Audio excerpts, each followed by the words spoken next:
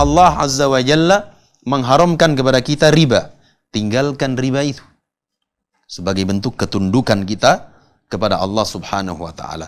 Nah, hari ini kaum muslimin ya tersibukkan dengan transaksi ribawi.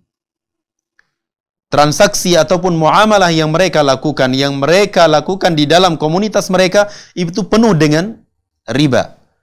Padahal Nabi alaihi salatu wassalam telah menyatakan bahwa riba itu memiliki 72 pintu. 70 pintu lebih.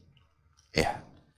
Dan dosa riba yang paling ringan itu adalah bagaikan ataupun seperti seseorang berzina dengan ibu kandungnya sendiri. Na'udzubillah. Hari ini kalau kita mendengar atau melihat di media ada seseorang yang berzina dengan ibu kandungnya sendiri, na'udzubillah, itu gempar, heboh dunia maya.